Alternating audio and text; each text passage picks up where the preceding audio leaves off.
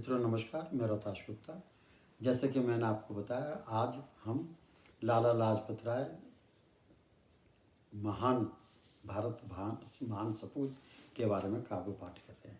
मैंने आपको ये भी बताया कि मैंने इस कविता के जो लाला लाजपत राय जी के ऊपर है 214 पद लिखे हैं। मैंने अभी आपके सामने 130 पद के डिफरेंट एपिसोड्स में आप तक मैं पहुंच सका हूँ और मुझे पूर्ण उम्मीद है कि आप उनको सुनेंगे और सुन के आपको ज़रूर लाला जी के बारे में पता लगेगा कि वो उनका कैसा व्यक्तित्व था। मैं ये नहीं कह रहा कि आपको पसंद आएंगे, क्योंकि मेरा अगर ध्येय तो एक ही ध्येय है कि भारतवर्ष के नौजवान को ये पता लगे मेरी कविताओं के माध्यम से कि हमारे विभिन्न जो क्रांतिकारी थे उनकी सोच क्या थी, उनका पारिवारिक जीवन कैसा था और उन्होंने अंग्रेजी सरकार से कैसे लोहा लिया। और अगर नौजवान इतना जान जाए तो उनके मन में भारत देश के प्रति थोड़ा बहुत उनके मन में मान और सम्मान जागे। और उसमें यही नहीं कि मेरे को नौकरी भी दो, मेरे को घर भी बनाओ, मेरे को लोन भी दो, हैं सारी चीज़ें मांगते रहते हैं। मांगने की बजाय वो कम से कम ये तो कहें कि पहली बात तो ये कि मैं निरर्थक भारतवर्ष देश के प्रति कोई मैं गलत बयानबाजी नहीं करूँगा। इतना तो कर सकते हैं, क्योंकि बयानबाजी तो अच्छी कर दो, गलत कर दो बड़ा आसान है। मैं यहाँ बोल के कुछ भी बोल दूँ। और भारत माता के प्रति गलत बयानबाजी करना किसी निजी कारण कुछ भी हो सकता है। निजी कारण से भारत माता के प्रति उदासीनता का भाव दिखाना कोई अच्छी बात नहीं है। भारत को अगर महान बनाना है तो उसके लिए हमें मिलजुल के करना पड़ेगा। मिलजुल के हम तभी कर सकेंगे जब हम अपने आप को भारत माता की महानता के बारे में बता सकें।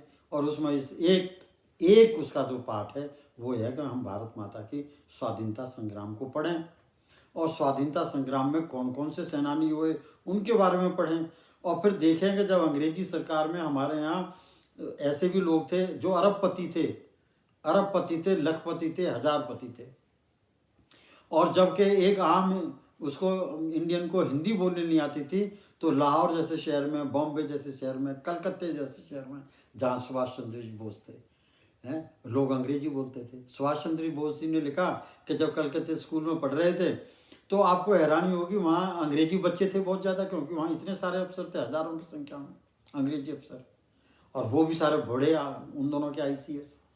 तो उन्हीं के साथ में हिंदुस्तानी परिवारों के लड़के पढ़ते थे। वो हिंदुस्तानी परिवारों के लड़के उन अंग्रेज़ों से अंग्रेजी बोलने में पीछे नहीं थे, वो भी अंग्रेजी बोलते थे।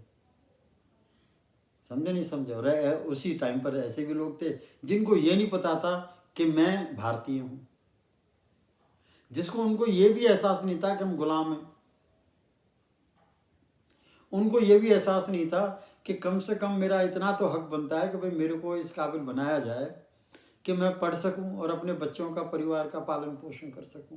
अकाल पड़ जाते थे, लाखों करोड़ों की संख्या में लोग मर जाते थे, कोई देखने वाला नहीं था, पूरी तरह से बद इंतजामी थी। तो उस बद इंतजामी से लाला लाजपत राय ने लड़ाई लड़ी। उनके हाथों में तलवार थी अपने विचारों की, उनकी लेखनी की, उनकी निडरता की, उनके साहस की तलवार लिए और अंग्रेजों के लाला लाजपत राय ने सच बता रहा हूँ छक्के छोड़ा दिए, छक्के जिसे कहते हैं।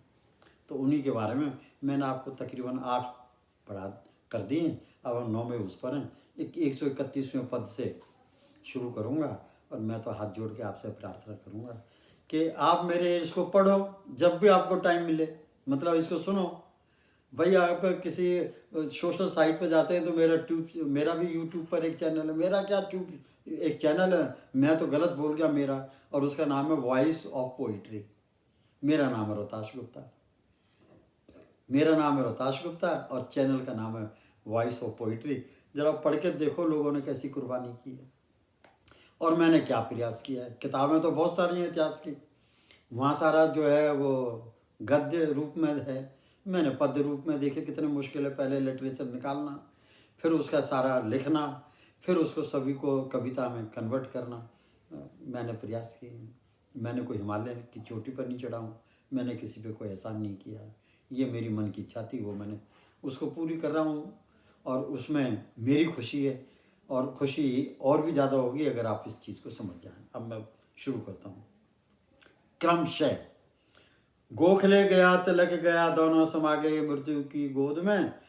जब आया सन 1920, चहुदिशा अंधेरा छा गया, इतना दुखदाई थी वो टीस। कांग्रेस दिशाहीन लीडरहीन, कांग्रेस दिशाहीन लीडरहीन, पूर्ण रूप से जैसे हो गई हो क्षीण। न रहा सत न रहा विश्वास, जैसे हो बल विहीन विषाद। कैसे लाला सह सकता था यह दुर्दशा, होकर नितांत शांत। कांग्रेस का विशेष अधिवेशन का मौका आ गया। कलकत्ते शहर में विचार विमर्श हेतु समस्त कांग्रेस समूह हाजिर हो गया। जैसे सावन में बादल, लाला जी सभा स्थल पर आशा लिए मंडरा गया। लाला जी अध्यक्षीय भाषण में, मुखसर बयानों में स्वराज का घना अर्थ समझा गया। आधी रोटी नहीं चाहिए साबुत की मांग ठहरा गया। पूर्ण स्वराज के मायने क्या हैं, यह सरल सहज सारे कांग्रेसियों को बतला गया। लाला जी ने कहा बहकावे में मत आना, लाला जी ने कहा बहकावे में मत आना। सरकारी विचार व सुझाव महज भटकाने का भ्रम है। समझ सको तो समझना, स्वयं को ना झुठलाना। 136वां पद, एक हो जाओ समझ जाओ। लाला जी ने अपने भाषण में कहा कांग्रेसियों से, एक हो जाओ समझ जाओ। आपसी मतभेद को दफना देना। जब मुद्दा आए पूर्ण स्वतंत्रता का, एक आवाज से फरंगी को ललकार देना। लाला जी के ये बोल थे, लाला जी के ये बोलते बहुत अहम बहुत अनमोल। लाला जी के ये बोलते बहुत अहम बहुत अनमोल। इन्हें स्वतंत्रता संग्राम की निधि, स्वतंत्रता सूत्र मान, ये हैं निखालिस ये मोल। तत्कालीन भारतीयों ने सराहा, जैसे हो शरबत का घोल। लाला जी थे बहुत समझदार, लाला जी थे बहुत समझदार। देते थे सभी को असीम सहयोग। स्थिति व मुद्दों का करते विश्लेषण, आड़े नहीं आने देते थे निजी विचार या पद का जोर। गांधी जी के दो प्रस्ताव, गांधी जी के दो प्रस्ताव, असहयोग आंदोलन और बहिष्कार। गांधी जी के दो प्रस्ताव, असहयोग आंदोलन और बहिष्कार, हालांकि निजी राय में थे नहीं जमते, फिर भी बहुमत से करवाए कांग्रेस अधिवेशन में लाला जी ने स्वीकार। इतना ही नहीं, असहयोग आंदोलन में पुनः फूंक दी जान। लाला जी ने इतना ही नहीं, असहयोग गांधी जी के असहयोग आंदोलन में पुनः फूंक दी जान। तन मन धन से योगदान दिया, माना इसे भारत के स्वतंत्रता संघर्ष की आन बान। सरकार का अंग्रेजी सरकार का दमन चक्र, अंग्रेजी सरकार का भारत में भारतीयों के ऊपर दमन चक्र बन उठा शैतान स्वरूप भयंकर तूफान। जब पंजाब में लाला जी ने जैसे सुना दिया हो फिरंगी विरोधी फतवा महान। लाला जी का उत्साह महान था, महान थे उनके आदर्श और विचार। कर सकते थे कर्म जैसे वीर हो महान। एक अविराग मुसाफिर और 100 विशाल जहान। बहुत अच्छी कविता लग गया ये, कि मुसाफिर एक था और 100 जहान उसको पार करने थे। मुसाफिर लाला लाजपत राय था और 1000 संसार थे, और मुद्दा था अंग्रेजों से भारत माता को आज़ाद कराना। लाला जी का उत्साह मानते उसके आदर्श और विचार। कर सकते थे कर्म जैसे वीर हो महान। एक अविराग मुसाफिर और 100 विशाल जहान। मिलनसार थे मित्र थे ये महान। समाज के रसिक रस्मा थे मित्र मंडल था अपार। तभी तो तिलक स्वराज कोष हेतु 1 करोड़ रुपया इकट्ठा कर लाला जी ने असंभव कर दिया संभव करार। लाला जी की करनी कथनी मूलतः स्वराज पक्ष स्वतः फरंगी विरोधी थी। कैसे करें इस शेर को बेजुबान, बेअसर अंग्रेजी सरकार इस दुविधा में लीन थी। अंग्रेजी सरकार को पता था कि भारत में एक ही शेर है उन दोनों में, लाला लाजपत राय। तो उसके बारे में कवि क्या लिखता है, लाला जी की करनी कथनी मूलतः स्वराज पक्ष स्वतः फरंगी विरोधी थी। कैसे करें इस शेर को बेजुबान बेअसर, अंग्रेजी सरकार इस दुविधा में लीन थी। सरकार जेल भेजना चाहती थी सो भेज दिया। लाला जी को सरकार, अंग्रेजी सरकार जेल भेजना चाहती थी सो भेज दिया।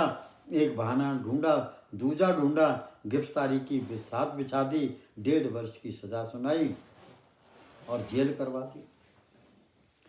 जेल जाते समय देशभक्त देश प्रेम से भाव विभोर हो उठे।